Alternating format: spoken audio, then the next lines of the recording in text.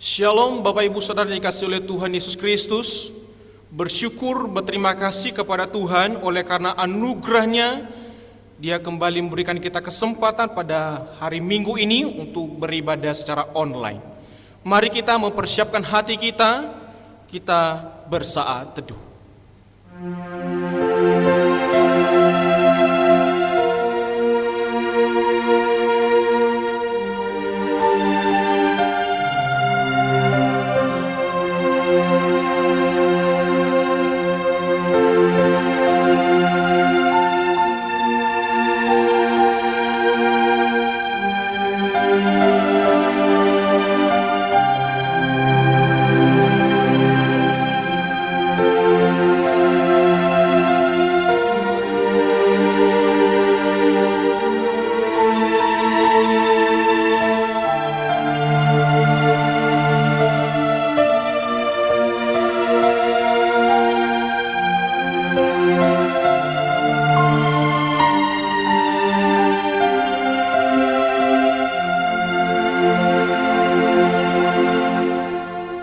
Pertolongan dalam ibadah kita, ibadah hari Pentakosta hari ini, datangnya dari Allah yang menciptakan langit dan bumi serta segala isinya, dengan perataraan putranya yang tunggal Yesus Kristus, dan dalam bimbingan Allah Roh Kudus.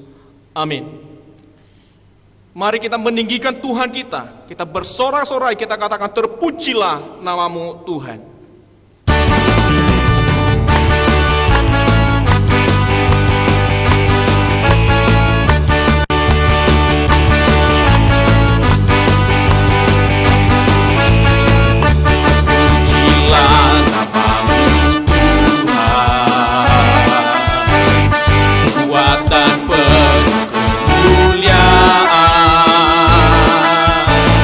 Satu suara nyata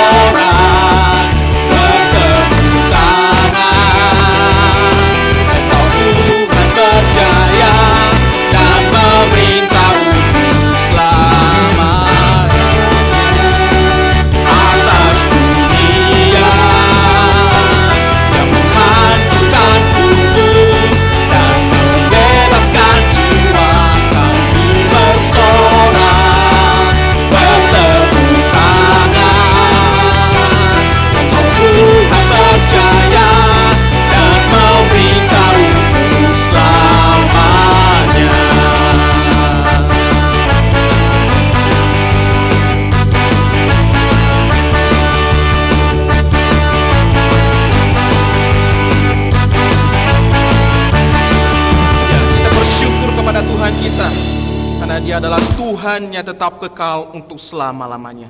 Dialah yang memerintah kita. Firman Tuhan di awal ibadah kita dari Mazmur 96 ayat 2-3 berbunyi demikian. Menyanyilah bagi Tuhan, pujilah namanya, kabarkanlah keselamatan yang daripadanya dari hari ke hari. Ceritakanlah kemuliaannya di antara bangsa-bangsa dan perbuatan-perbuatannya yang ajaib di antara segala suku bangsa. Bapak Ibu Saudara dikasihi oleh Tuhan, mari saat ini kita datang merendahkan diri kita di hadapan Tuhan. Karena kita percaya kekuatan kita di dalam Tuhan. Yang menaungi kita hanyalah kuasa Tuhan. Kita naikkan pujian kepada Tuhan. Lingkupiku dengan sayap. Kita percaya bahwa kita tenang ketika Bapa di surga bersama dengan kita.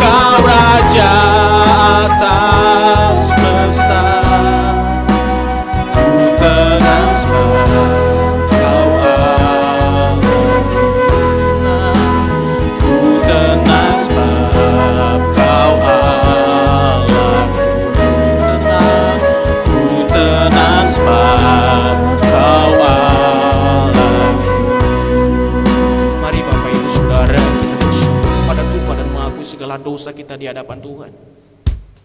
Dan kita percaya satu-satunya pertolongan kita adalah Tuhan. Kita percaya bahwa ketenangan kita hanya di dalam Tuhan. Sebab Dia adalah Allah kita. Dia adalah Tuhan kita. Mari kita bersyukur kepada-Nya. Mari kita mengakui dosa kita di hadapan-Nya. Dan kita mengakui kelemahan kita. Dan kita mengakui bahwa Dia adalah satu-satunya harapan kita. Satu-satunya pertolongan dan keselamatan.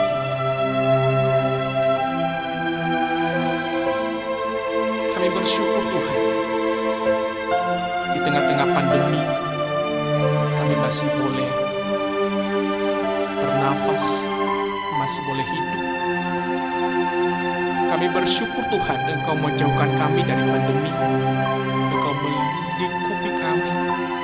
Engkau menaungi kami dengan sayap-Mu dari semua badai yang sedang berlalu. Ya Tuhan Yesus,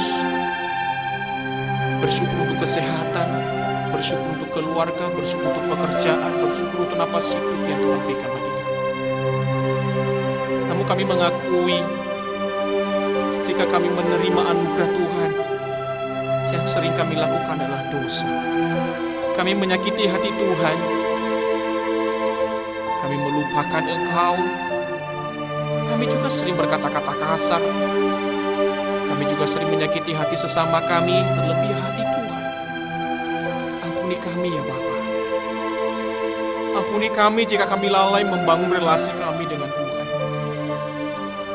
Ampuni kami jika kami lalai mengasihi keluarga kami, suami, istri, anak-anak kami. Ampuni kami ketika kami berkata kami tidak punya padahal kami punya. Ampuni kami segala kebohongan kami, segala ketidakjujuran kami, segala alasan-alasan yang kami buat-buat. Ya Tuhan, Engkau yang menyelidiki hati kami. Engkau tahu segala isi pikiran kami Tuhan. Yang jahat Tuhan kiranya kuduskan. Kami percaya bahwa pengampunan hanya datangnya daripada Tuhan Yesus Kristus. Oleh sebab itu kami berdoa, kami menaikkan permohonan kami ini di dalam nama Tuhan Yesus, Juru Selamat kami yang hidup. Amin. Bagi kita yang mengakui dosa kita di hadapan Tuhan, maka berita anugerah bagi kita di dalam 1 Yohanes pasal yang pertama ayat 9. Jika kita mengaku dosa kita, maka Ia adalah setia dan adil, sehingga Ia akan mengampuni segala dosa kita dan menyucikan kita dari segala kejahatan. Mari bersama-sama dengan Bapak Ibu jemaat dikasihi Tuhan, kita membacakan petunjuk hidup baru dari Yohanes pasal 16 ayat 13. Bersama-sama 1, 2, 3.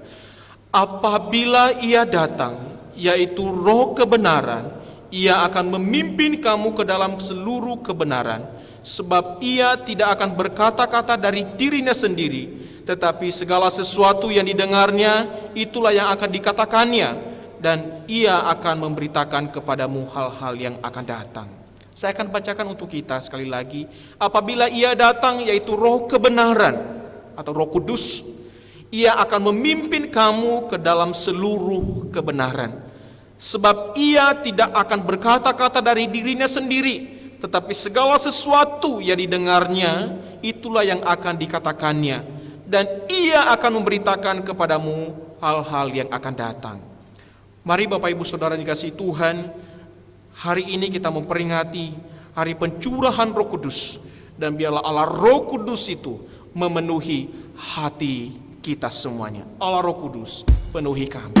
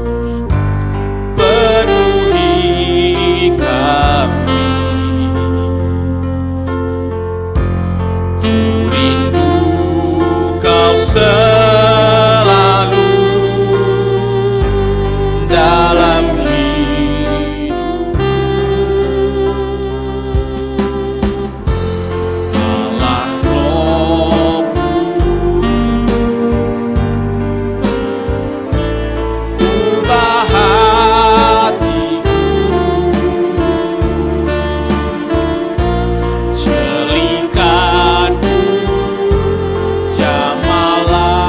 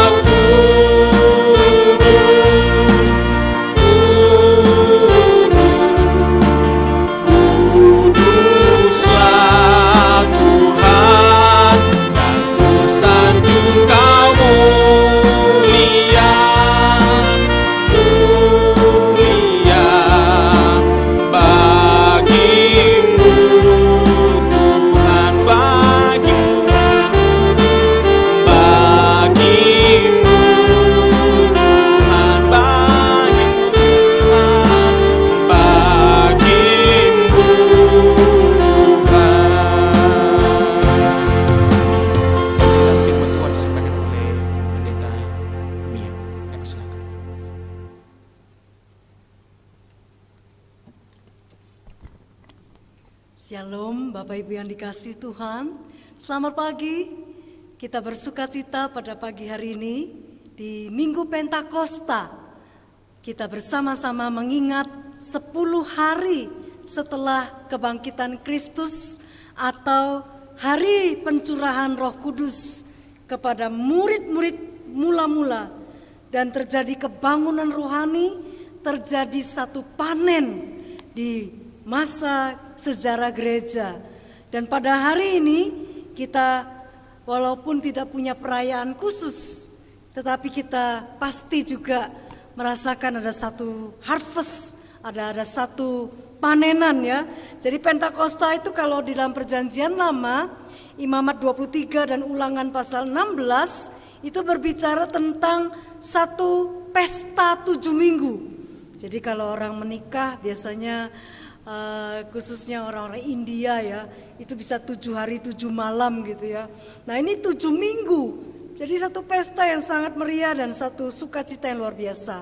Nah pada hari ini saya berharap juga setiap kita walaupun masih beribadah online di rumah, kita tetap bersukacita.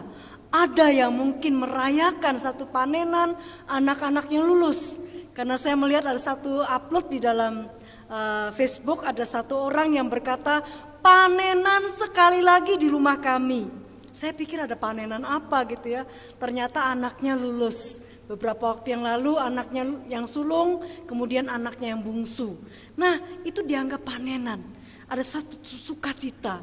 Bapak Ibu yang dikasih Tuhan, saya tidak tahu apakah pada pagi hari ini ada panenan apa yang Bapak Ibu Saudara syukuri. Tapi yang jelas adalah setiap kita sudah dicurahkan Roh Kudus. Karena itu biarlah kita juga siap. Ada panenan, ada satu yang memancar di dalam diri kita, yaitu buah roh yang memancar. Untuk itu mari kita berdoa untuk minta Roh Kudus menolong kita memahami firman yang akan kita baca dan renungkan. Kita berdoa. Bapa di dalam kerajaan surga, kami sungguh bersyukur karena Engkau Allah yang ajaib, Engkau Allah yang hidup, Engkau Allah yang senantiasa mau kami tumbuh kembang di dalam kasih karunia-Mu.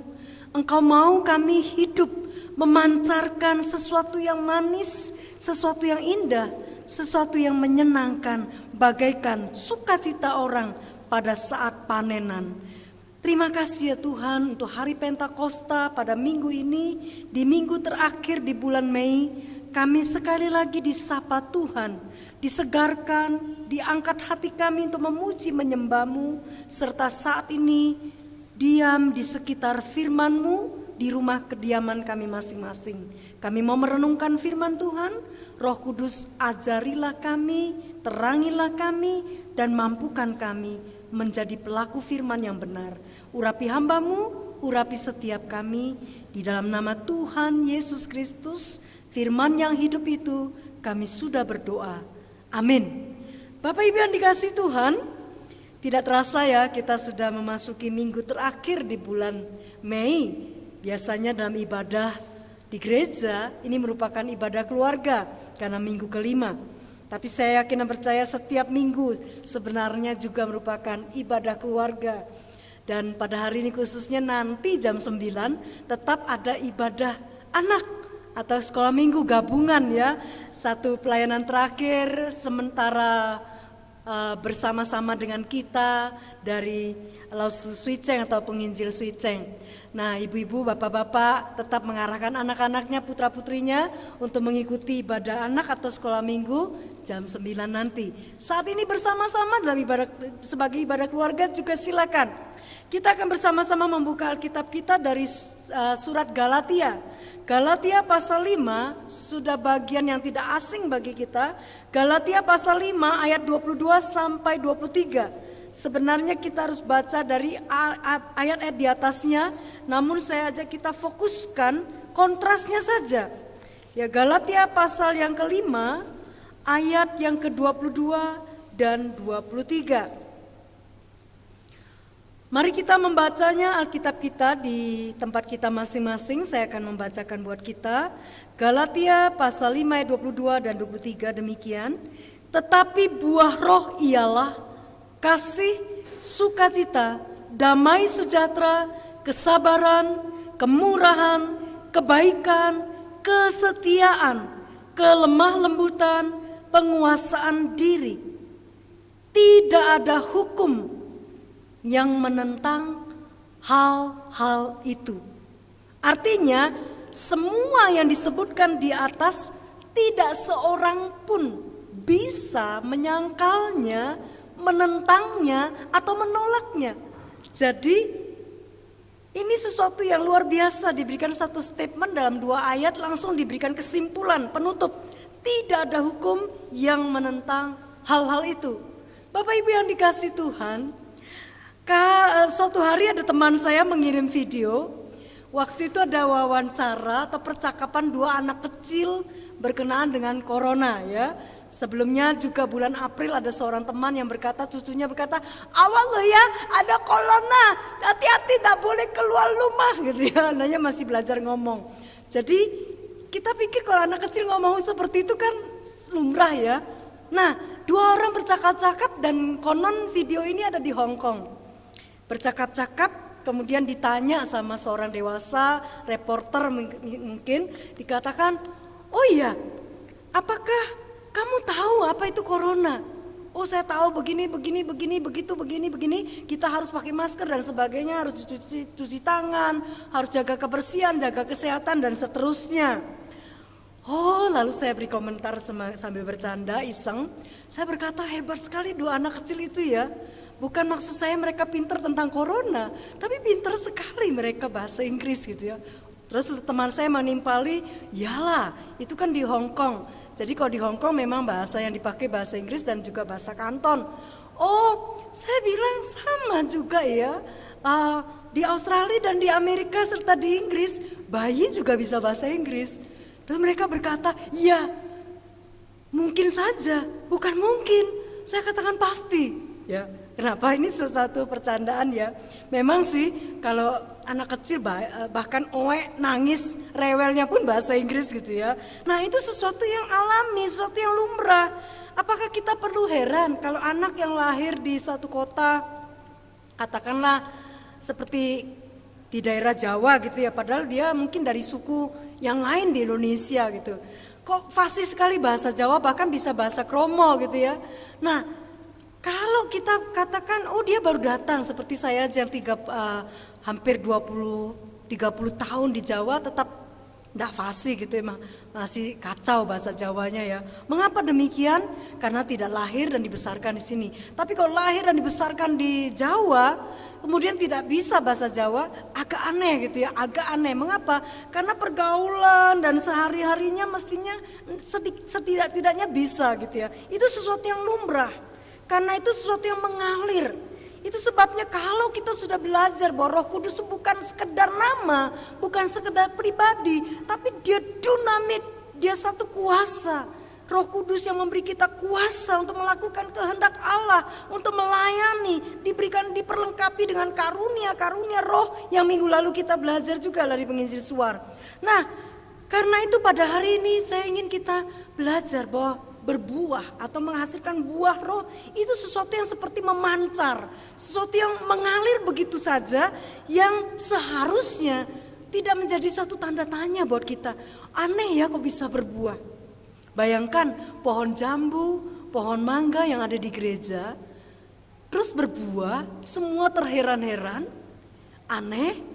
Saya pikir itu sesuatu yang aneh, bukan buahnya atau pohonnya, tapi yang aneh itu kita yang berkata, kok bisa berbuah? Apakah sudah yakin bahwa pohon itu tidak bakal berbuah?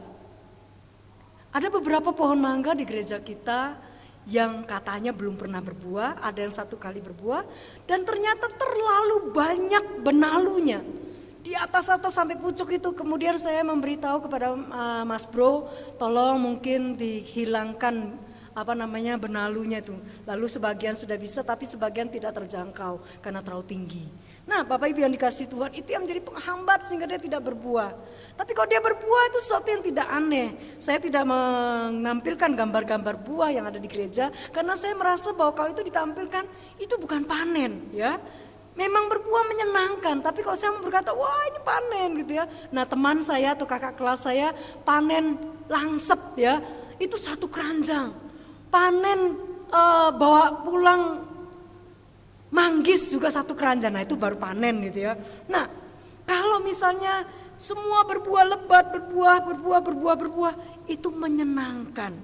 Karena itu Bapak Ibu yang dikasih Tuhan, kalau kita melihat bahwa dalam kan,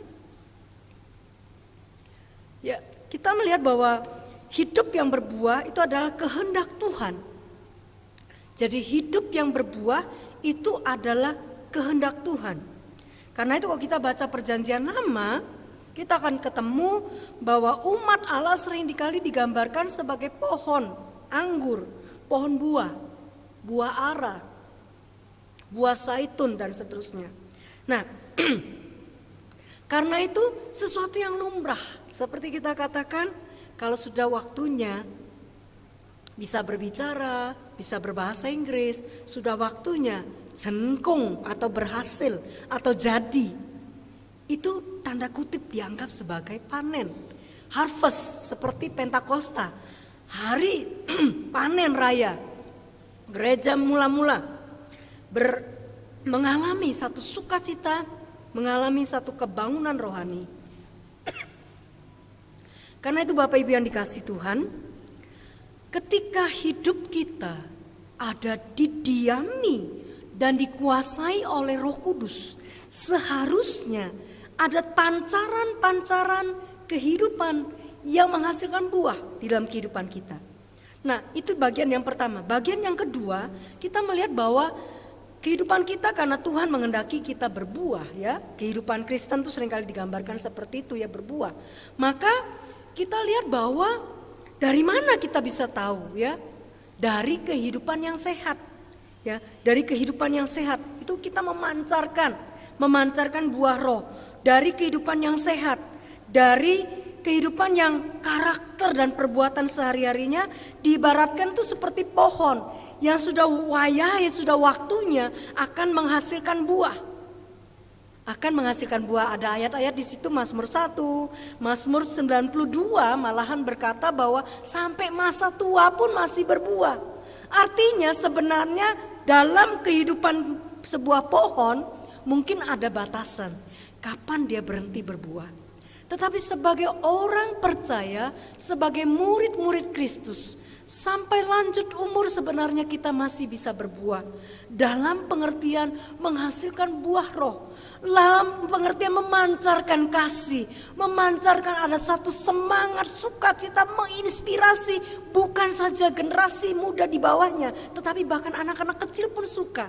Anak-anak kecil pun betah dekat dengannya.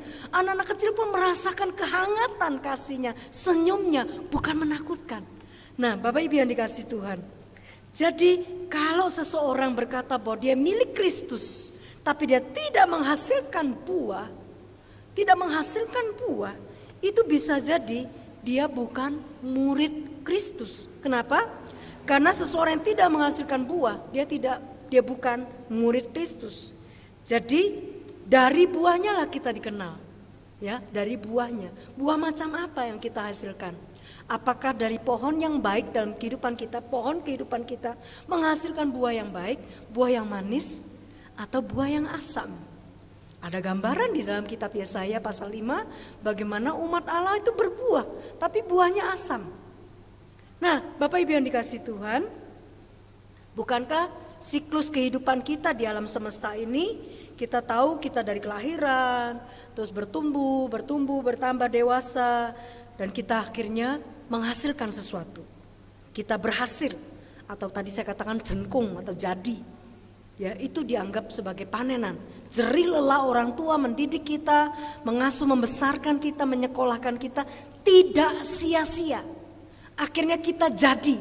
Kita memancarkan kepandaian, kita memancarkan sesuatu ide-ide kreatif karena kita sudah diberi kesempatan untuk belajar. Kita diperlengkapi, dibiayai. Karena itu kita berhasil. Itu sesuatu yang seharusnya lumrah, bukan sesuatu yang aneh. Tentu kita bersyukur, disyukuri, kita takjub, benar. Tetapi bukan sesuatu yang aneh. Seseorang dapat memberkati orang lain dengan gaya hidupnya. Itulah pancaran buah roh. Kalau karunia roh dan buah karunia roh kita sudah mendengar minggu lalu, itu beda. Itu sesuatu yang perlengkapan yang melalui pelayanan, melalui talenta, melalui bakat kita, karunia roh itu terpancar dan menjadi berkat, memberkati banyak orang. Dan buah roh itu adalah sesuatu yang terus memancar, tidak ada musim. Ya, tidak ada musim artinya berhenti mandek, tapi terus sampai masa tua tetap berbuah. Karena itu Bapak Ibu yang dikasih Tuhan, yang bagian yang ketiga, kita lihat fokus kepada ayat-ayat ini. Apa dan bagaimanakah buah roh itu? Jadi cukup panjang, tapi Bapak Ibu sudah bisa mengikuti. Saya akan menyampaikannya dengan sedikit singkat begitu ya. Nah, Galatia pasal 5 ayat 22 dan 23 ayat yang kita baca tadi berkata, tetapi buah roh ialah kasih, sukacita, damai sejahtera, kesabaran, kemurahan, kebaikan, kesetiaan, kelemah lembutan, penguasaan diri. Ini dari kata karpos pneumatos ya.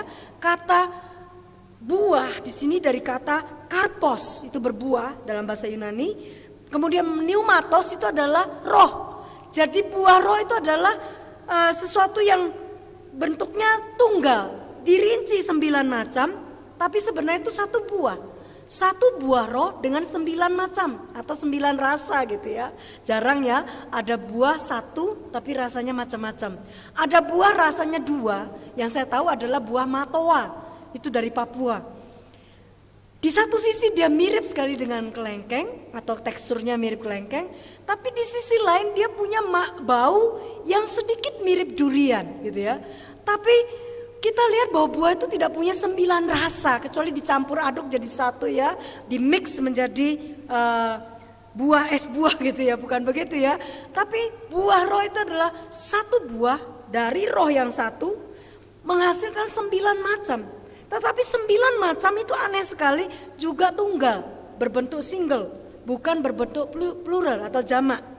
Jadi boleh dikatakan ada 9 macam yang disebutkan itu merupakan satu kesatuan yang terpadu di dalam satu pribadi yang memberikan kuasa ataupun tenaga ataupun kemampuan, kesanggupan untuk terpancar, untuk dihasilkan. Jika seseorang dikuasai dan dipimpin oleh Roh Allah, maka dia akan punya ya, dia akan punya itu. Dia akan punya kuasa, dia akan punya dinamit dan menghasilkan satu produk. Produknya adalah seperti pancaran nih. Makanya saya berikan tema memancar ya, buah roh yang memancar. Jadi makin hari ditebang, pohonnya makin tinggi, tumbuh lagi, terubus lagi, bersemi lagi, bunga-bunga muncul, buah muncul dan seterusnya. Jadi itu merupakan sesuatu yang terus produksi gitu ya. Nah, karena itu Bapak Ibu yang dikasih Tuhan, kita perhatikan yang pertama, bagian yang pertama kita bagi menjadi 3 bagian ya, 3 gitu ya. Sekarang kan musimnya singkatan. Tadi ada satu seminar, ada satu orang bertanya agak sedikit aneh, kenapa? Dia ingin tahu siapa pencetus ya pertama. Istilah ibadah offline atau ibadah online gitu ya. Dia terus berulang-ulang menanyakan hal itu. Kemudian si pembicara berkata, kita juga tidak perlu bertanya siapa yang mencetuskan pertama kali istilah misalnya social distancing, kemudian physical distancing atau PSBB dan sebagainya. Nah ini musim singkatan ya. Jadi bagian yang pertama kita bisa menghafalnya adalah KSD gitu ya. Kasih, sukacita, damai, sejahtera. Kemudian yang kedua nanti adalah 3K atau KKKK gitu ya. Ke 3K. Kemudian nanti yang bagian yang ketiga terakhir itu adalah KSP gitu ya. KSP gitu ya. Ada penguasaan diri, ada kemudian pengendalian diri dan seterusnya. Nah Bapak Ibu yang dikasih Tuhan, kalau kita memperhatikan kasih, kita sudah sangat sering memperhatikan kata ini. Kata yang dipakai adalah kata agape. Ini menggambarkan apa? Menggambarkan kasih yang sesungguhnya itu adalah kasih yang memberi, kasih yang mengharapkan yang terbaik saja buat orang lain. Kalau mengharapkan yang terbaik buat diri sendiri, itu pasti bukan kasih agape. Itu kasih sih, kasih kepada diri sendiri. Lebih kepada self-center, ya, berpusat kepada diri sendiri. Kemudian kasih yang menghormati, kasih yang menginginkan orang yang kita kasih itu semakin diangkat dan semakin mulia. kasih yang Tuhan ajarkan kepada kita, ini kasih yang terpancar. Kalau sampai hari ini kasih kita masih seperti kasih anak-anak, artinya punyaku, mainanku, barangku, semua itu untukku. Nah, itu berarti kita belum memancarkan buah yang manis, buah yang matang, yang dewasa, yang mature. Tetapi masih kasih kanak-kanak ya. Nah, Bapak Ibu yang dikasih Tuhan. Jadi ketika kita memancarkan atau membuahkan kasih di dalam kehidupan kita sehari-hari, itu boleh dikatakan bahwa kita sudah berbuah. Kita sudah berbuah atau kita sudah jadi. Ada hasilnya, yaitu kasih yang tulus, kasih buah roh. Kalau kasih menurut kemampuan kita, itu kita tidak akan sanggup. Mengapa? Karena sulit memang mengasihi, terutama mengasihi di tempat yang sulit untuk mengasihi, atau mengasihi orang yang sulit dikasih. Ya, apalagi mengasihi orang yang angel dikandani gitu ya. Namanya angel dikandani gitu ya, angel dikandani. Nah, Bapak Ibu yang dikasih Tuhan, itu kasih. Yang kedua yaitu sukacita. Sukacita atau kara itu banyak sekali di dalam ayat-ayat di Alkitab. Mempunyai beberapa pengertian. Di dalamnya adalah sukacita yang meluap, yang bukan sesaat tapi bersumber dari sumber yang dah habis-habisnya. Nah, sumber tidak habis-habisnya cuma satu, yaitu Roh Kudus yang ada di dalam diri kita. Kalau sumber saya cepat habis, ya, sumbernya kita cepat habis. Karena kita jengkel, kalau kita lelah, karena kita marah dan sebagainya, akhirnya sukacitanya hilang gitu ya. Nah, konon katanya para pria itu gampang marah ketika lapar. Saya pikir enggak juga ya. Kadang-kadang perempuan juga kalau lapar ya mungkin marah juga ya. Tapi mungkin lebih bisa menahan diri karena mama-mama biasanya makannya paling belakang misalnya. Atau yang penting anak-anak makan dulu. Mama masih kenyang kok, padahal enggak ya. Nah, Bapak Ibu yang dikasih Tuhan, itu sukacita. Nah, sukacita ini ternyata mempunyai makna, beberapa makna, 3 makna. Yang pertama adalah kegembiraan yang meluap-luap. Itu digambarkan ketika ada orang berdosa bertobat. Lukas pasal 15 ayat 7. Ada orang berdosa bertobat, itu ada sukacita. Malaikat di sorga bersukacita. Itu tidak terkatakan. Saya tidak tahu apakah ada di antara kita yang marah ketika seorang jahat bertobat. Saudara berkata, kenapa dia bertobat? Aduh, aku tidak yakin dia bertobat sungguhan itu. Orang itu sudah jahatnya nemen sekali, terlalu sekali. Mungkin kita berkata gitu. Saya harap itu bukan sukacita kita sebagai anak-anak Tuhan. Sukacita anak-anak Tuhan ketika ada orang bertobat, sejahat apapun dia, maafkan, termasuk sejahat apapun dia terhadap kita. Ada sukacita, amin. Bapak Ibu yang dikasih Tuhan, itu sukacita yang meluap-luap. Yang kedua adalah sukacita kegembiraan atau joy yang mendalam dari hubungan kita pribadi dengan Allah. Rasul Paulus di dalam penjara Filipi berkata, bersukacitalah. Sekali lagi kukatakan, bersukacitalah. Orang yang dalam penjara bisa menasihati orang lain itu bersukacita. Itu karena dia punya relasi sama Tuhan dengan baik. Bahkan ketika di penjara Filipi, ketika dipasung pun, ya, bisa naikkan pujian. Paulus dan Silas bisa nyanyi, memuji nama Tuhan. Kenapa? Karena ada hubungan pribadi dengan Tuhan. Bahkan ketika mereka laporan, kita tadi disesah, kita tadi dianiaya, kita tadi dihakimi. Kemudian mereka bersukacita dan memuliakan Allah. Kenapa? Mereka tahu ini satu karunia diizinkan menderita. Lu menderita itu karunia, iyo. Kemarin belum disebutkan ya, karunia menderita, Filipi pasal 1 ayat 29. Ada karunia menderita ya. Mau enggak karunia menderita? Kita enggak mau ya. Tapi karena ada hubungan yang baik dengan Tuhan. Yang ketiga, sukacita itu punya makna kebahagiaan atau kesukaan. Ini adalah buah yang dihasilkan Roh Kudus. Ini bukan karena depend on what happen ya, tapi kita bersukacita karena Tuhan. Sukacita karena Tuhan. Nehemia pasal 8 ayat 12. Sukacita karena Tuhan itulah kekuatan kita. Kemudian kita lihat buah roh yang ketiga, damai sejahtera. Ini irene atau shalom. Tidak ada perang, tidak ada kerusuhan, tidak ada, semua pokoknya tentram, aman gitu. Tidak ada permusuhan, ada kerukunan. Tapi lawan daripada ini adalah ancaman, gangguan, intimidasi. Kadang-kadang mungkin kita hidup di tengah-tengah lingkungan yang damai, tapi kita terintimidasi. Jangan-jangan ada seorang suami yang merasa terintimidasi sama istrinya. Atau seorang istri merasa terintimidasi oleh suaminya. Atau anak terintimidasi dengan orang tuanya. Itu berarti belum ada shalom. Belum ada buah roh yang memancar. Karena kalau ada mama atau ada papa, lihat ada papamu, diam. Semua pakai protokol, diam.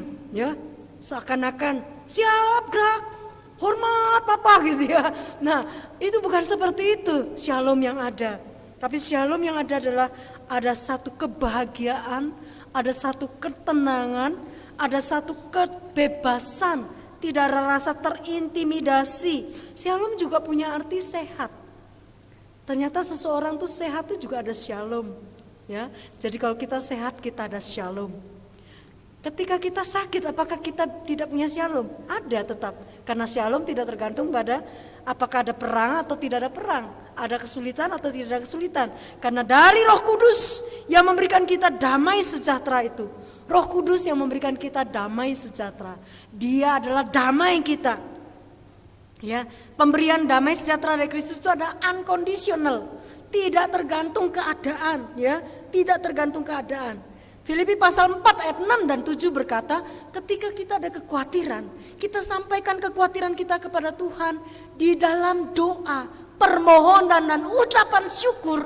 Meskipun ada kesulitan, kekhawatiran, masih bisa bersyukur. Itu di situ ada sukacita, di situ ada damai sejahtera. Maka dikatakan, damai sejahtera Allah akan memelihara hati dan pikiranmu dalam Kristus Yesus. Artinya ketika seseorang itu mampu bersukacita, bersyukur, ada damai di dalam hatinya, maka pikirannya juga tenang. Pikirannya juga ada damai sejahtera. Walaupun persoalannya belum selesai. Tapi dia sudah menaikkan syukur karena ada sukacita yang dikerjakan oleh Roh Kudus. Nah, Bapak Ibu yang dikasihi Tuhan, kita perhatikan yang berikutnya, kesabaran. Ini bagian yang kedua, 3K. Ya, kesabaran, kemurahan, kebaikan. Kesabaran, kemurahan, kebaikan bisa dihafal. Tadi yang pertama adalah KSD, ya, KSD, kasih sukacita, damai sejahtera. 3K, kesabaran, kemurahan, kebaikan.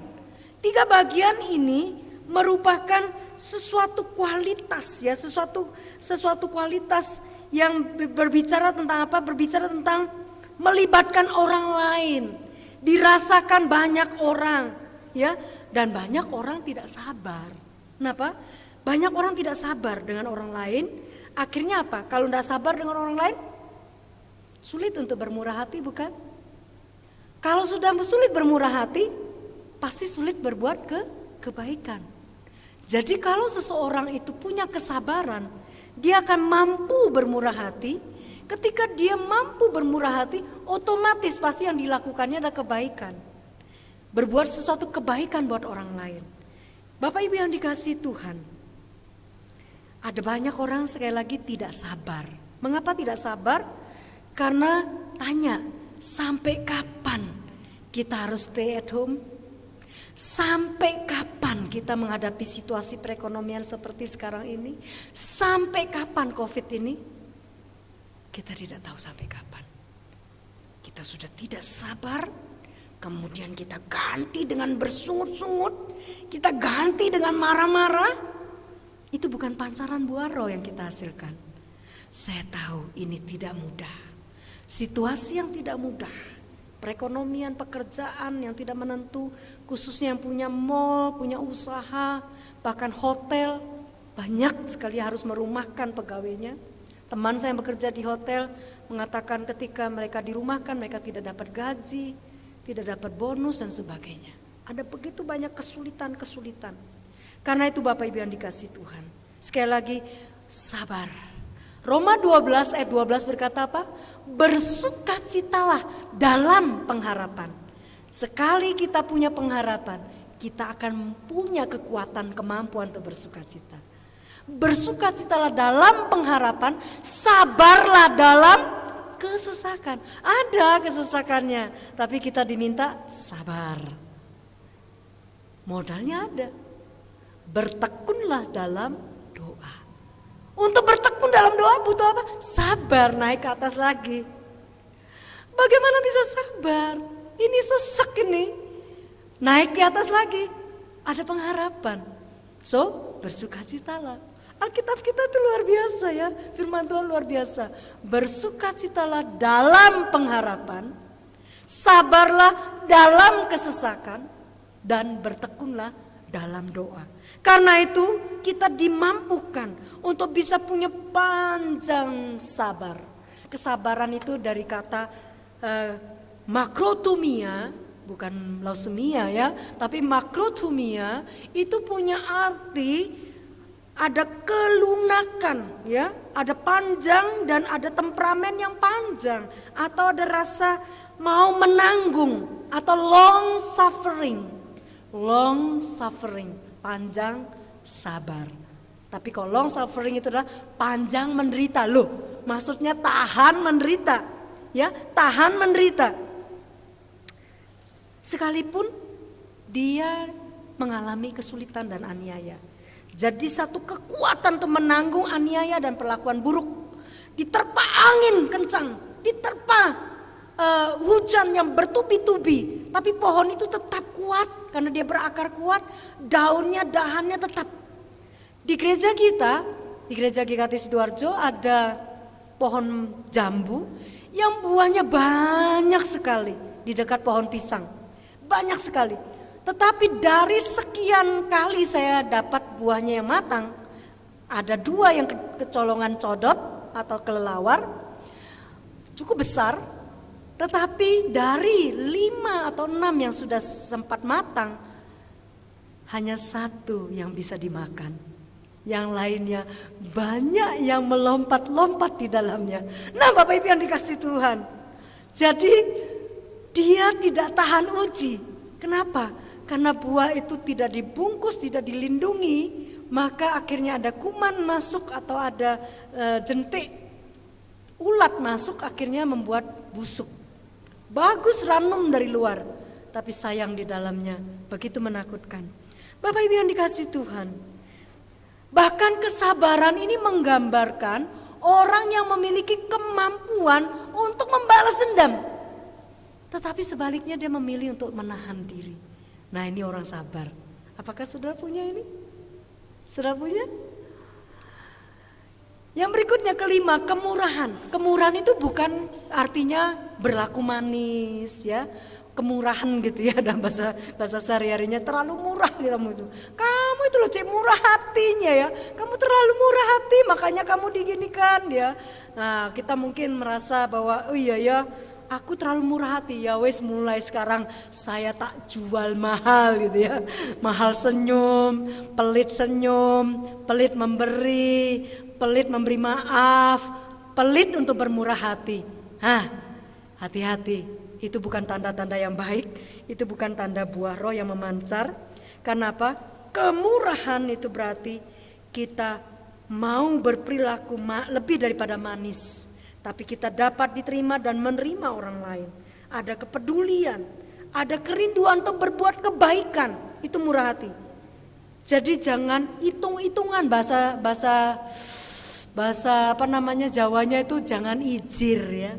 Kita itu terlalu hitung-hitungan. Tadi loh saya sudah bantu mama bla bla bla bla. Saya sudah bantu papa gini. Maka saya harus dapat ganti gini. Nah itu namanya ijir juga ya. Jadi hitung-hitungan. Kalau Tuhan hitung-hitungan sama kita, celaka kita ya. Karena itu di dalam perjanjian lama kitab Ulangan ada banyak sekali berkata bahwa Tuhan itu panjang sabar. Tuhan itu panjang sabar. Bapak Ibu yang dikasih Tuhan, kemurahan adalah sesuatu yang kita lakukan buat orang lain dan gampang menolong. Itu kemurahan hati. Ya, kita tahu orang itu mungkin benceno atau tidak menyenangkan, tapi kita murah hati sedikit. Bicara soal murah hati, salah satu yang saya sangat kagum adalah ayah saya atau papa saya almarhum. Beliau itu adalah orang yang murah hati. Kalau orang jualan 1 tandan pisang atau seikat atau 2 ikat ubi jalar, dia tidak beli 1 ikat, dia akan beli keduanya. Dan yang pusing anak-anaknya, siapa yang makan begitu banyak, dan kenapa harus beli semuanya? Dia akan berkata kasihan, sudah jauh jalan dan sebagainya, dan tidak pernah menawar. Kadang-kadang maafkan ditipu juga karena belinya terlalu mahal. Tapi itulah murah hati. Kadang-kadang ketika dia mendapat berkat, dia tidak melihat jumlahnya berapa. Ketika ada orang meminta atau orang membutuhkan, dia langsung beri. Tidak tahu jumlahnya berapa. Anak-anaknya ribut. Kenapa? Karena itu sesuatu yang harusnya sesuatu yang bersyukur ya. Orang itu memberi itu apa? Tapi ya sudahlah, kita berbagi. Itulah murah hati. Mungkin orang tua kita bukan orang tua yang terkenal, tetapi dia punya keteladanan murah hati. Bukankah itu sesuatu yang memancar, yang indah, yang manis? Maka dari itu mulai hari ini belajarlah murah hati. Yang keenam adalah kebaikan. Kebaikan itu adalah agatosune. Itu satu keadaan kualitas yang bersikap baik. Ini boleh dikatakan satu kemuliaan berperilaku. Perilakunya baik. Dia sangat punya kebajikan. Dia murah hati, dia ringan tangan. Ini juga menunjuk kepada kebaikan Allah. Allah itu sungguh amat baik. Ya, God is good all the time. All the time, God is good. Bukankah kita nyanyikan itu ya?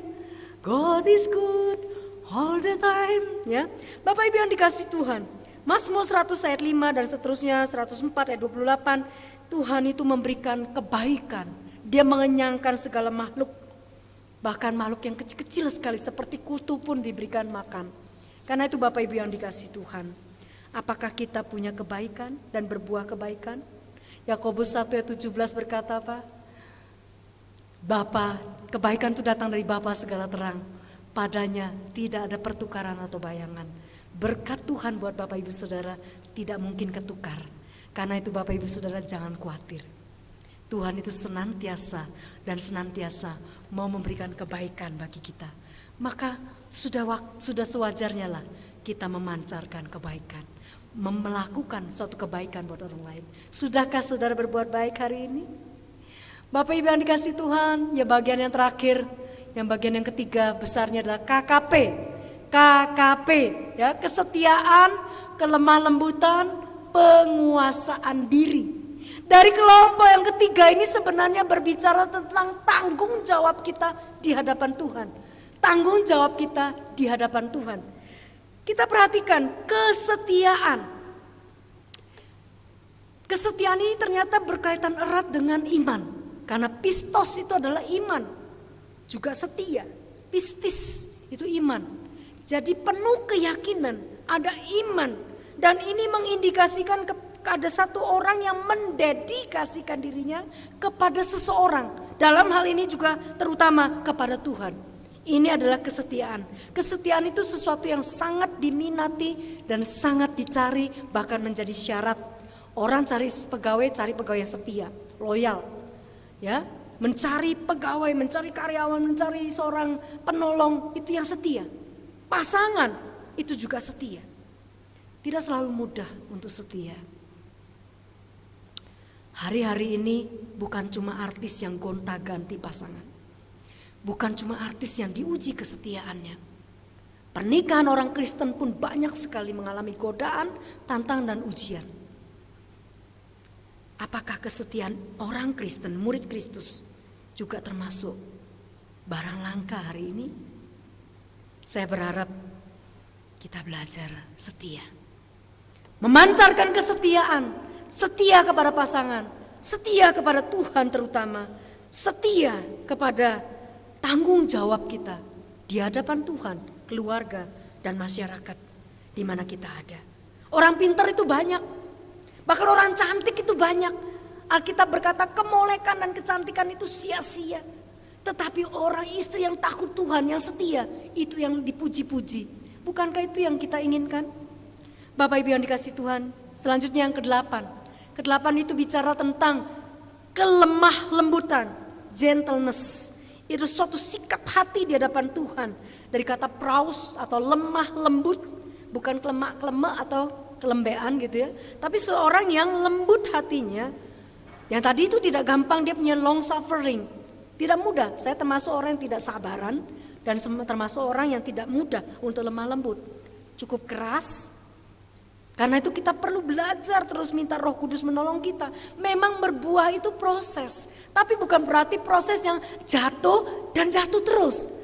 Jatuh bangun, iya aku nih jatuh bangun juga enggak baik. Tapi jatuh bangun terus naik, mulai waktunya berbunga, mulai waktunya berbuah, itu yang indah. Maka kita perlu proses to progress. Proses sampai mencapai progres. Bapak Ibu yang dikasihi Tuhan, kelemah lembutan ini tidak ada hubungannya dengan sifat lemah gemulai.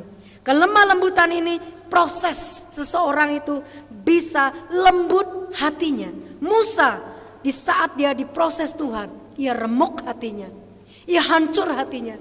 Tapi Alkitab mencatat Musa dikatakan orang yang lembut hatinya.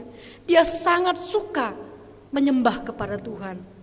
Dia dipakai, dipilih Tuhan, dia bergantung kepada Tuhan. Tapi di saat satu titik dia tidak sanggup, yang terakhir itu yang dia tidak sanggup, penguasaan diri. Disuruh ngomong sama batu itu supaya airnya keluar. Apa yang Musa lakukan? Dia pukul.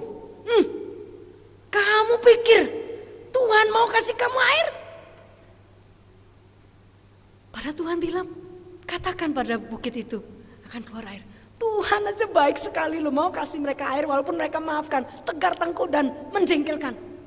Tetapi Musa dalam kemanusiaannya, dia tidak sanggup yang terakhir itu. Nah, Bapak Ibu yang dikasihi Tuhan, saya jadi berpikir senang dengan satu pendapat menarik sekali anak seusia Timothy ya, berusia 12 tahun. Dia berkata bahwa penguasaan diri itu yang paling sulit, makanya ditaruh di bagian terakhir ya. Ini kata mamanya ya. Makanya kok ditaruh di bagian terakhir? Saya pikir anak seusia Timothy bisa berpikir itu. Saya seorang yang sekolah teologi sudah sampai berpikir seperti itu. Benar juga. Penguasaan diri itu kenapa ditaruh paling terakhir? Karena paling sulit. Sudah punya kasih, sudah punya sukacita, sudah punya kesetiaan, sudah punya kelemah lembutan, sudah punya kesabaran. Tapi saat satu titik sudah tidak mampu menguasai diri, digoda, sudah jatuh.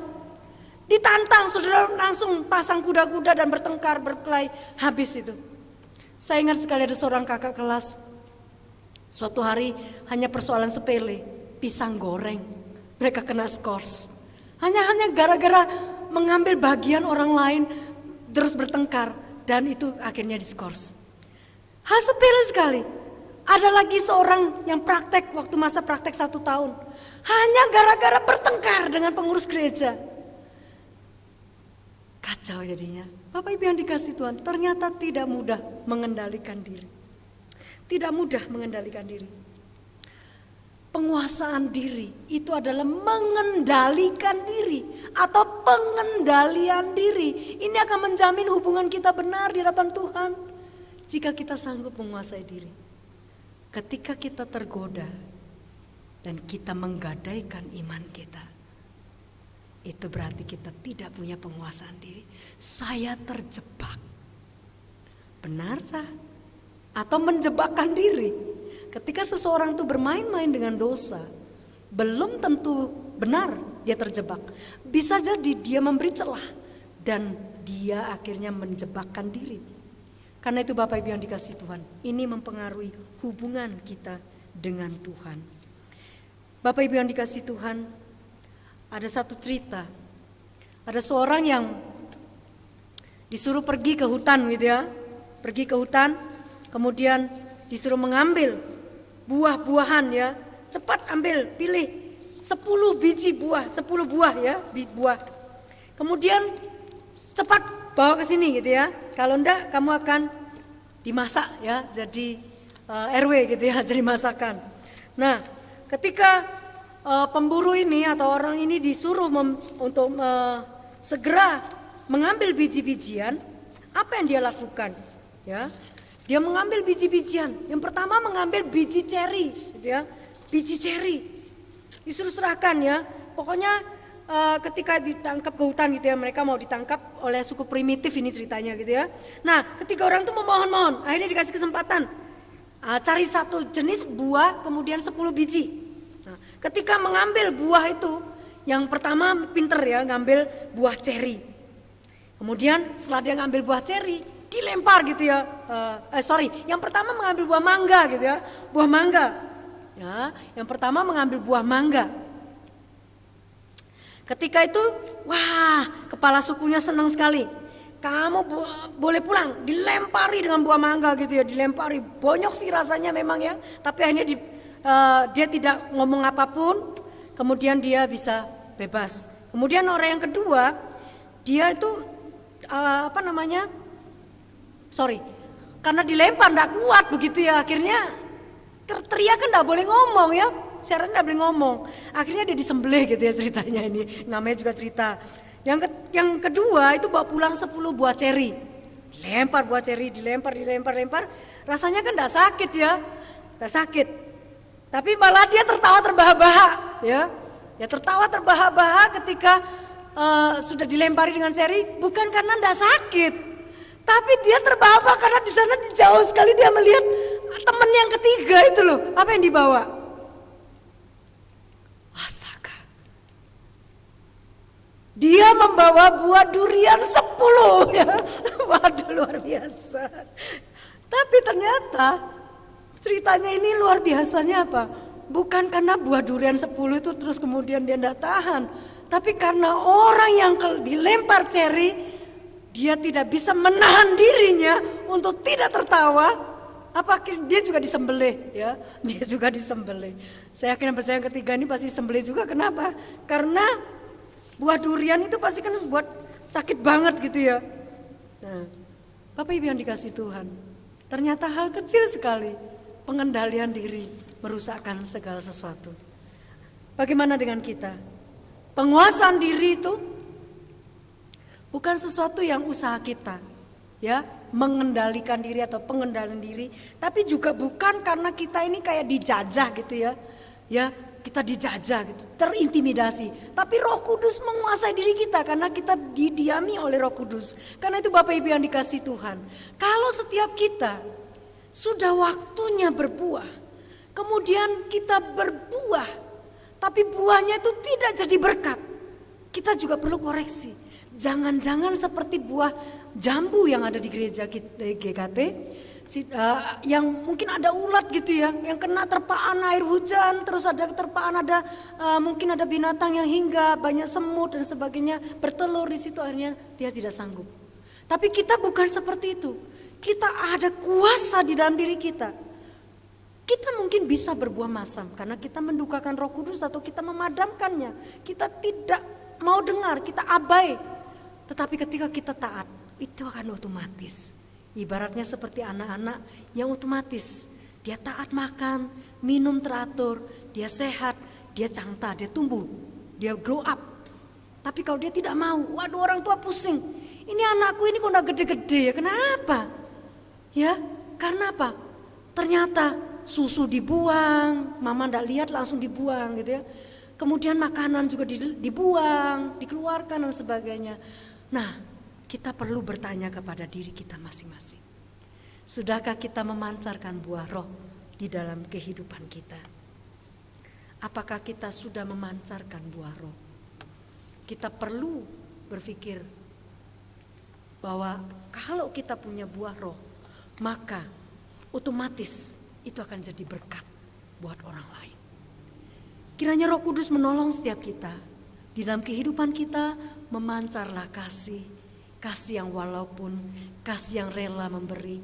Kita memancarlah 3 KSD tadi, sukacita dan damai sejahtera. Memancarlah 3K tadi ya, kesabaran, kemurahan dan kebaikan kita. Memancarlah, kita punya kesetiaan, kita punya buah roh yang luar biasa itu, yang terus mengalir ke lemah lembutan. Ada penguasaan diri di atas semuanya itu. Biarlah Roh Kudus memampukan kita. Tuhan memberkati kita semua. Amin. Mari kita berdoa. Tuhan Yesus, terima kasih untuk kebenaran firman-Mu pagi ini. Kiranya Roh Kudus meteraikan di hati kami semua. Dan teruslah berkarya di hati kami. Bekerjalah ya Roh Kudus. Operasikan hati kami. Kikis segala hal yang sia-sia. Jika ada hama, virus-virus dunia ini yang menggerogoti nutrisi firman di dalam diri kami, yang mencuri ketaatan kami dan mendorong kami untuk memadamkan roh, untuk tidak dengar-dengaran. Mari Roh Kudus, tolonglah kami. Kiranya kuasa-Mu itu bekerja dengan leluasa, sehingga dalam hidup pengiringan kami ikut Tuhan, hari demi hari boleh memancar buah roh dalam kehidupan kami. Biarlah orang lain merasakan ada satu sukacita, bagaikan hari Pentakosta, hari panenan raya, hari pesta, hari sukacita, hari kemenangan. Terima kasih Tuhan Yesus. Berkati kami semua, di dalam nama Tuhan Yesus kami sudah berdoa dan menyerahkan diri. Di tengah-tengah situasi yang sulit sekalipun, kami yakin kami bisa memancarkan buah roh. Di dalam nama Tuhan Yesus, kami sekali lagi berserah. Amin. Tuhan memberkati kita semua.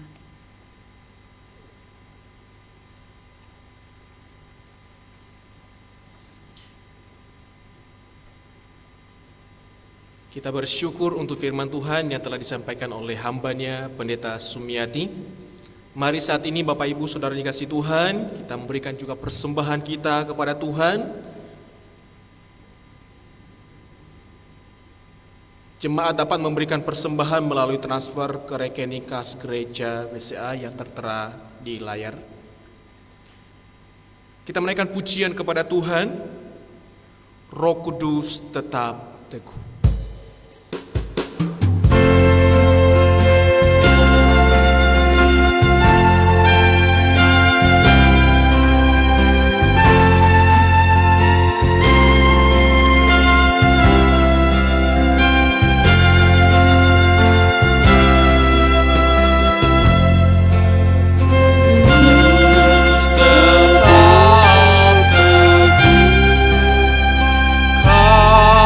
Kau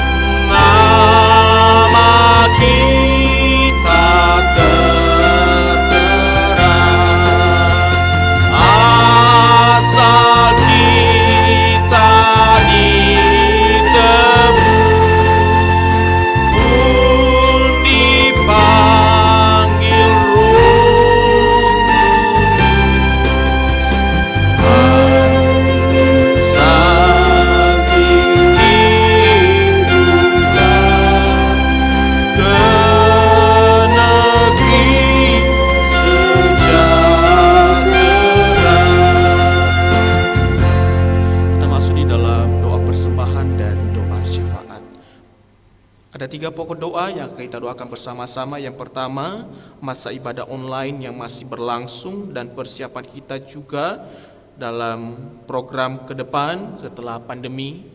Dan kedua, kita berdoa untuk kedisiplinan dan upaya memperjuangkan kesehatan masyarakat, khususnya pelayanan kepada pasien-pasien COVID-19 yang dilakukan oleh para tim medis dan dokter. Dan kita juga berdoa untuk masalah pekerjaan, perekonomian, dan keamanan bangsa kita dan lingkungan kita. Mari kita berdoa.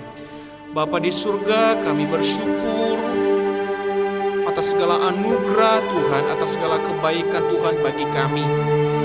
Ya Tuhan, melihat situasi yang masih belum kondusif ini Tuhan, dan kami mengingat juga himbauan pemerintah untuk kami tetap masih ibadah online, ibadah di rumah.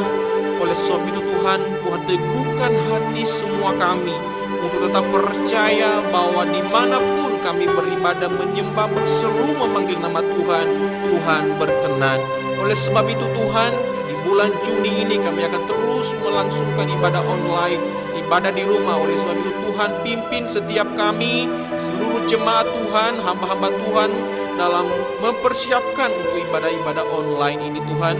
Dan lebih lagi kami semuanya tetap teguh iman kami di dalam Tuhan, tetap percaya bahwa Tuhan melindungi kami, Tuhan keselamatan kami, dan Tuhan adalah sumber sukacita dan kehidupan kami.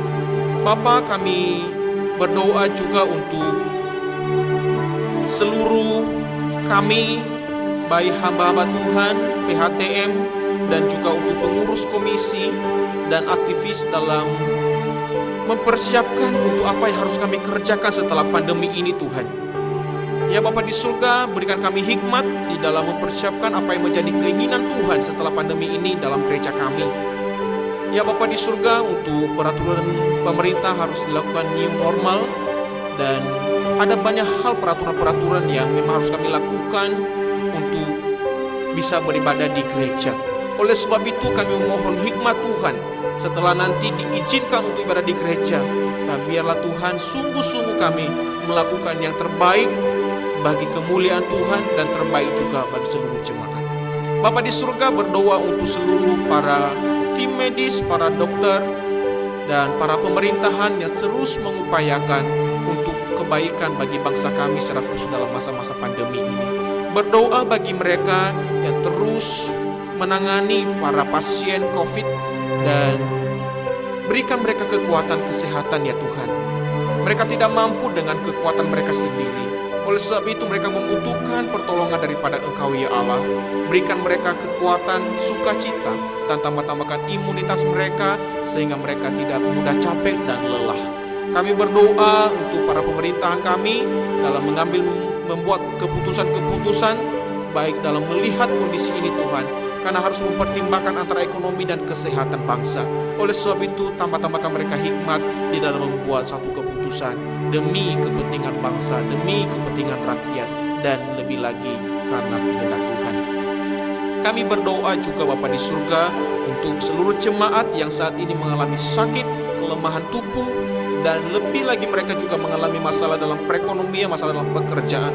Tuhan, Engkau yang menghiburkan mereka, yang sakit disembuhkan, dipulihkan di dalam nama Yesus. Secara khusus kami berdoa untuk Pak Harmadi. Ya Bapa di surga, kami memohon urapan kuasa Tuhan, pemulihan kesembuhan daripada Tuhan menjamah Pak Harmadi. Bapa, berkati untuk seluruh saudara-saudara kami juga, jemaat kami yang masih mengalami kelemahan tubuh, kelemahan fisik. Tuhan yang memberikan kekuatan, kelegaan, dan sukacita bagi mereka. Terima kasih. Kami berdoa juga untuk yang mungkin mengalami gangguan masalah dalam pekerjaan karena pandemi. Tuhan tolong, Tuhan bukakan jalan, Tuhan berikan mereka sukacita daripada Tuhan.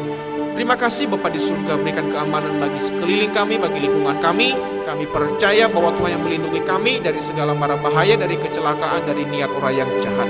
Demikian bangsa kami dilindungi oleh Tuhan, dan juga gereja kami dalam pemeliharaan Allah. Terpuji Engkau Tuhan, di dalam nama Yesus Kristus kami berdoa dan bersyukur. Amin. Saya serahkan kepada pengurus untuk menyampaikan warta jemaat.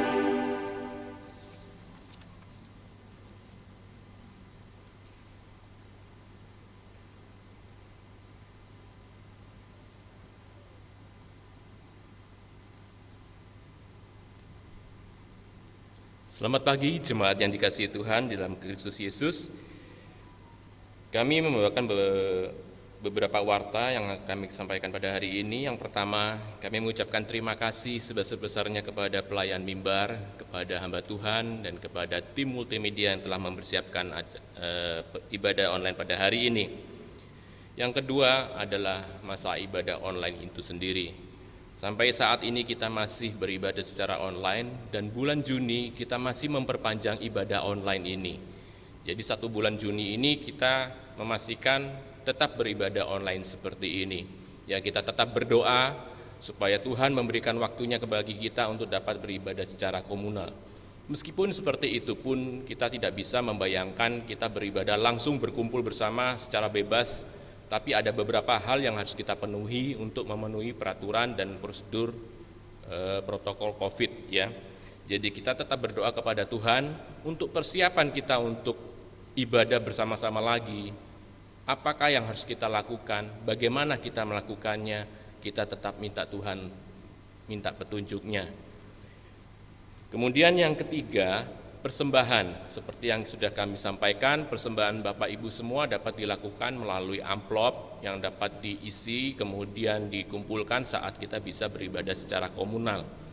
Ataupun juga misalnya Bapak Ibu tidak bisa melakukan hal seperti itu, mungkin ingin langsung mempersembahkan, bisa juga disampaikan secara langsung melalui penginjil Mia atau pendeta Mia atau penginjil suar, langsung diisi dalam amplop, diberikan kepada kedua hamba Tuhan ini. Nanti mereka akan menyampaikan kepada PHDM untuk diurus sebagai persembahan.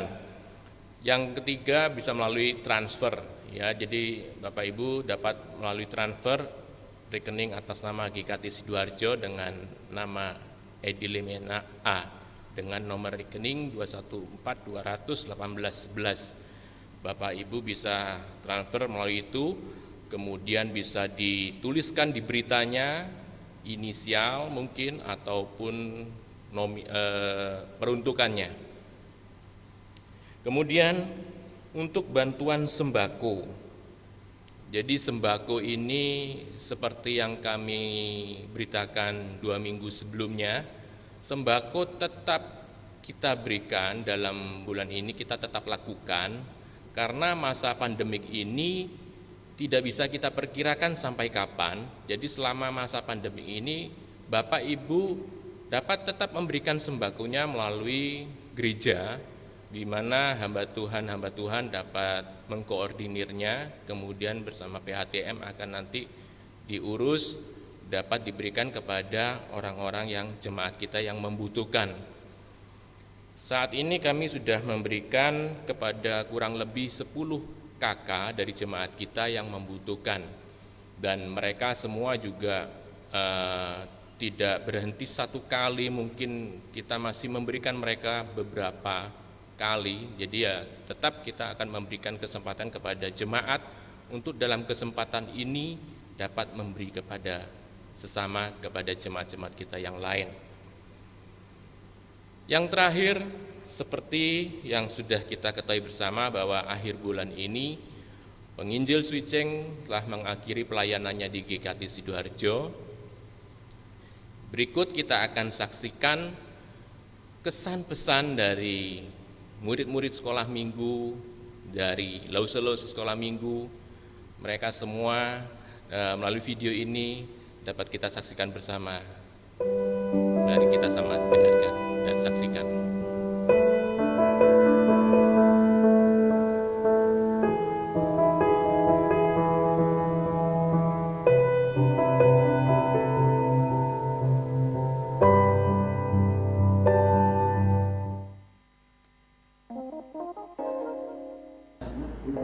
Terima kasih. Lose Suceng sudah melayani kami sampai ketemu di pelayanan yang lain.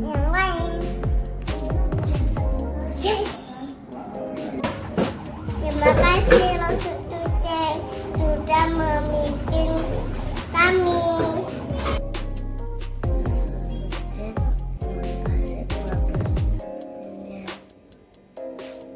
Yesus. Terima kasih Yesus, Tuhan memberkati. Rasa Tuhan yang mengajari kami. Semoga memberkati Lause, membagi Kolose. Semoga berkati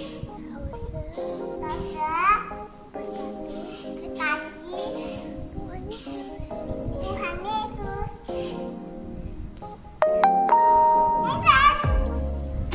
Yes. Yes.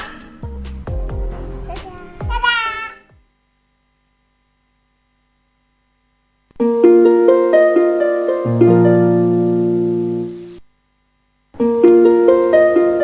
Terima kasih loh sudah selamat melayani di tempat yang baru.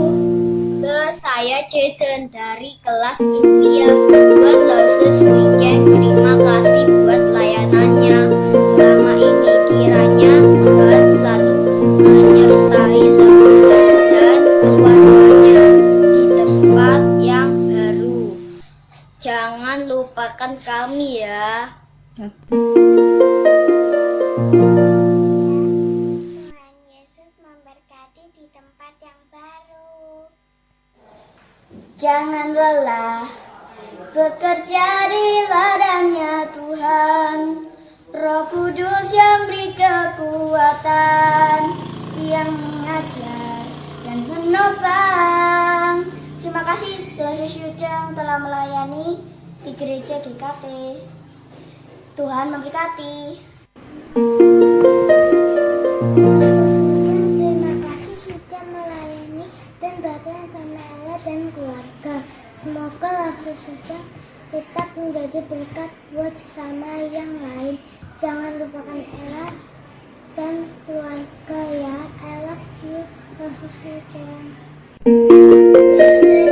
Terima kasih sudah membimbing kami di sekolah minggu GKT Sidoarjo. Saya ingin Loses Yuceng tetap menjadi guru sekolah minggu di tempat yang baru, sama seperti di GKT Sidoarjo. Semangat Loses Yuceng, Tuhan Yesus memberkati.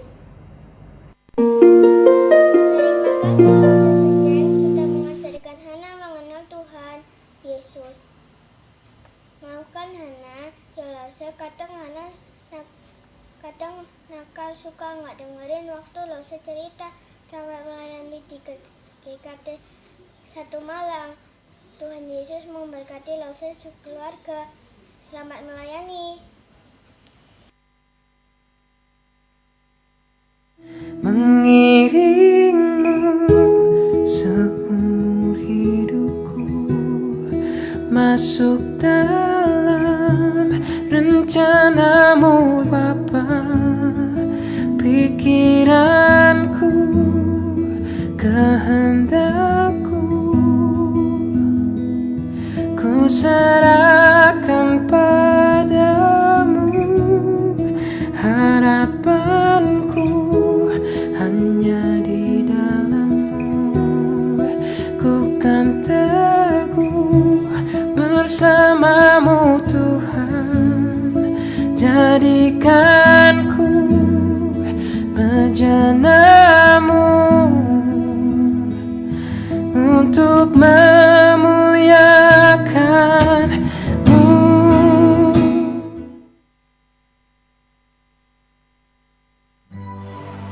Kami dari kelas Madya mengucapkan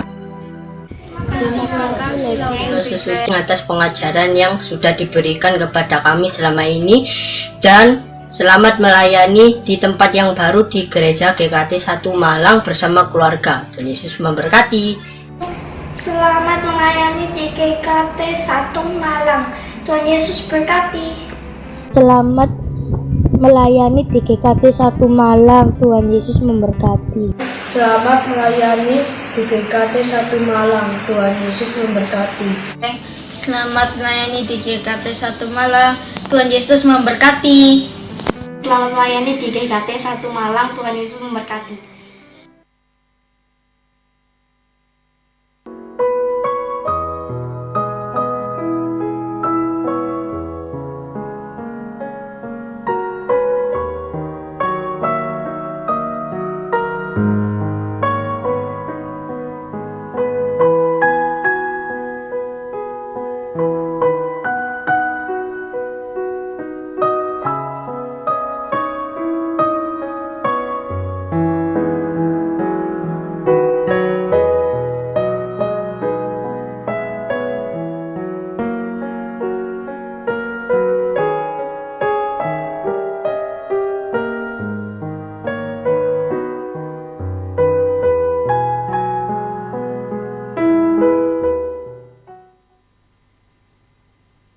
Ya, itulah tampilan dari video Lauser sekolah minggu dan murid-murid sekolah minggu yang sebagian dari mereka lucu-lucu, tapi itulah yang membuat kita semua begitu terpelihara karena pelayanan beliau selama hampir 15 tahun di GKT Sidoarjo.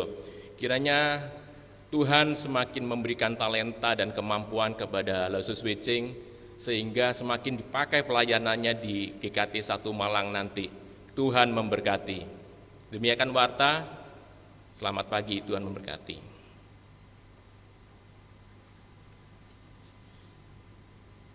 Mari kita akan mengakhiri ibadah kita naikkan segala pujian, kemuliaan kepada Tuhan kita Allah Tritunggal, doksologi.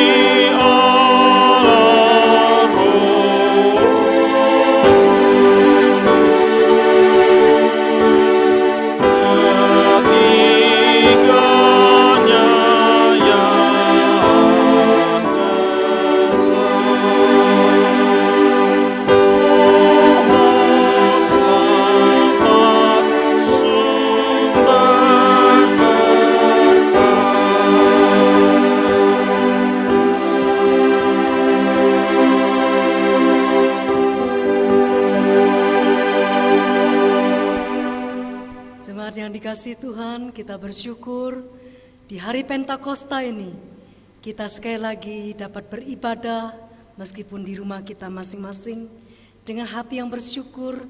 Kita mengarahkan hati kita kepada Allah sumber segala berkat yang oleh karena berkat-Nya akan terus memampukan setiap kita memancarkan buah roh di dalam kehidupan kita dari hari ke hari, sekalipun di masa-masa yang sulit.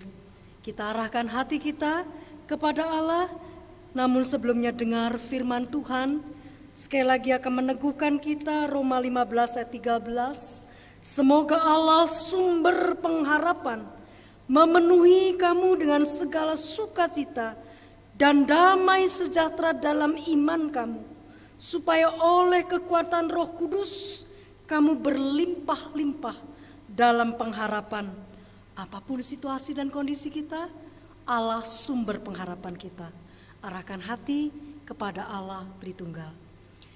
Kiranya kasih Allah yang kekal, damai sejahtera Kristus yang melampaui segala keadaan, kuat kuasa Roh Kudus-Nya mengalir dengan limpahannya di dalam kehidupan saudara sekalian, mengerjakan apa yang baik, yang menghasilkan buah roh, buah kebenaran yang memancar di dalam rumah tangga, di dalam hidupmu, usaha pekerjaanmu, lingkungan di mana saudara tinggal, merasakan, menikmati buah roh yang dihasilkan mulai hari ini dan seterusnya sampai Maranatha, Tuhan Yesus datang kedua kali. Amin. Tuhan Yesus memberkati kita. Selamat hari Minggu.